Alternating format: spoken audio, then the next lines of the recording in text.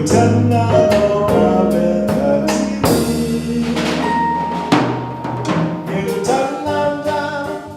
became a symbol of struggle, of the lone icon, the great jazz musician struggling against all odds. And in that sense, it's interesting that a place named Kippies was actually a place where people met to discuss and carry forward the struggle for the country. My name is Jyoti, and I frequented Kippies back in the late 80s, early 90s when I was a student. And the place was really interesting and exciting for me, not only because of the music, but because of the people who went to Kippies and patronized the spot. I was mostly a person who was really interested in kind of the social and the political scene. It was also a hangout for many people in the liberation movement at the time, and also a place where lots of writers came. So I was mostly interested in the writing. Well, the process of writing itself was resistance, because the writers, for the most part, people of my father's generation, were people who grew up in the 1920s and 30s and early 40s and had the benefit of basically mission school education, and in some cases were able to advance as far as college or university education. My father did a teaching diploma at Lovedale College in the Eastern Cape, the sister college to Fort Hare University, which is where Nelson Mandela and many others went to do their studies. Those were free, liberal educational establishments. And after apartheid came in, they were either closed down or the way they were run was changed. I mean, basically they were made into Bantu education, black universities, which meant an inferior education because of the apartheid laws. So the very act of them being articulate writers in the English language and in a variety of other languages was in itself a statement against apartheid. Kippies was a very important site and symbol for the anti-apartheid movement. It was partially because it was in the Newtown Cultural Precinct next to the Market Theatre, and it became the music version of what was happening at the Market Theatre, which was where protest theatre and interracial theatre projects really evolved. In a way, they were a self-declared apartheid-free zone. And so it started with the Market Theatre, which began to do plays that tackled a variety of subjects. So they would do some classical plays, they would do some new South African works by white writers, and they would do some new South African works by black writers. And it became a venue for what was then called struggle theatre. So it had white casts and black casts and mixed casts in some cases. And it drew a mixed audience to downtown Johannesburg, a sort of pretty run-down part of downtown Johannesburg. But by simply existing, it was making a statement in the mid-80s that said it was possible for black people and white people not just to work together, but to sit together next to each other in theatres, given the levels of segregation in South Africa. And then at a later stage, this little building that had formerly been a public toilet and had fallen into disuse, which was right next to the Market Theatre, was gutted and turned into a very small, very interesting jazz club.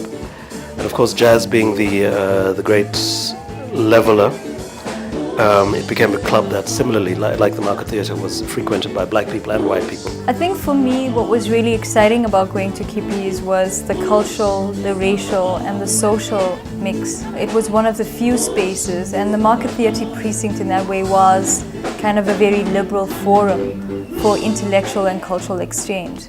So Kippies kind of became an extension of that. You had COSO, which was the Congress of South African Writers, right opposite that space. So it was really about having workshops in the one space and finishing a workshop and coming over and having a drink at Kippies and having access to kind of the music scene and the theater and art scene that was in that precinct.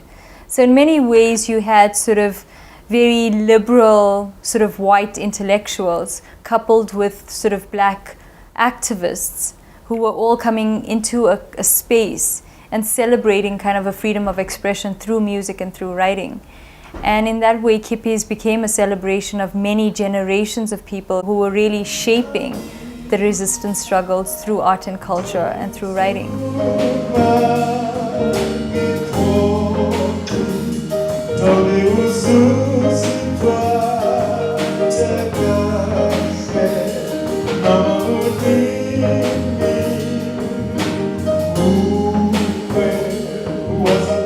There's not much exposure about African or South African music. It is important, it's that music that has to be heard. It inspires us, to say a lot of things about culture and people and a lot of things. The apartheid government tried to control music in a number of different ways. I suppose the most obvious one is censorship, in terms of what could be played on the radio, and in a sense what could be released, but they could control what was happening on the radio more. And so there was a very intense system of censorship that happened at the SABC, and the national broadcaster was the only one that existed at that time. Some of the recordings by Lady Smith Black Mambazo, and they would be hiding heavy political messages, in what would seemingly be superficial lyrics. But if you dug deeper, you'd find that there's some seriousness and some serious indictment upon the system that was going on there. Another effect that the government had on the development of music was affecting where live music could be played and under what conditions. Jazz or jazz venues and jazz events became a place where people of different races did mix. Sometimes this was a problem. The police would raid, arrest people there, that kind of thing. Close jazz clubs down. In the 60s, there were jazz clubs that sort of started up in various places in Joburg, until the police found out about them, they were closed down and they would just spring up somewhere else. So it became this culture of resistance. Just being there was resisting the government. The freedom songs were part of what bound the exile community together. So wherever we had public meetings, the singing of freedom songs was an essential part of that, to keep alive the sense that we were connected to a country, to a place, to a people, to a struggle. I had friends who had, ironically enough, come out from New York. They were both at Columbia, and they wanted to kind of get a sense of the scene in Johannesburg. And so we went to see a performance at the Market Theatre and forced them to stay much longer, because I really wanted them to, have access to the vibe and the feel at Kippies. But it was already about 12:30, and so it was really late, and everybody was kind of drunk or stoned, or and just really on a very different vibe. And they had invited musicians who were, amateur musicians, to come onto stage and kind of jam with the big guys. And I think maybe it was our state of mind. We were tired. We had been there for a while. But the performance of some guy who came on stage, a totally unknown person, and was playing the trumpet. And it was fabulous at first, but we realized he was having a problem with his dentures. So he would trumpet and his dentures would keep falling. And it was just, I think why I liked sort of that event is because I suddenly realized that South Africa is this really eclectic space. In my experience of going to like jazz clubs in New York, this would have never happened. Some manager would have very, sort of elegantly ushered this trumpeter off stage and like sort of worried about their dentures. But this guy just kept going and his dentures kept on falling off.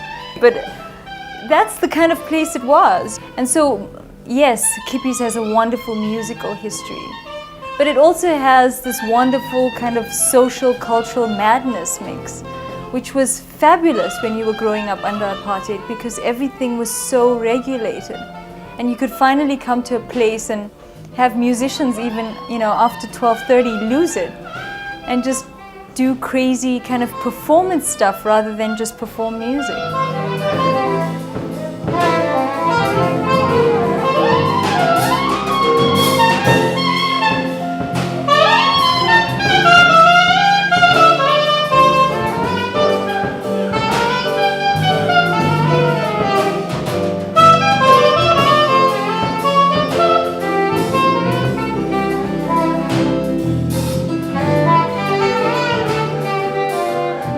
The writers and the musicians are extremely important, and other artists, I would say.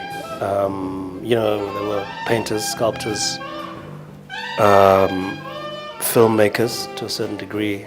They held the soul of the struggling people together. They articulated not just what the struggle was about, but what people were about, what we as black people were fighting for, our dignity, the things we had lost over the course of 400 years of history. These could be articulated in hard political speeches and in pamphlets and so on, but they were articulated in a different way by the artists, particularly the writers and the musicians, who were able to give it just a deeper meaning.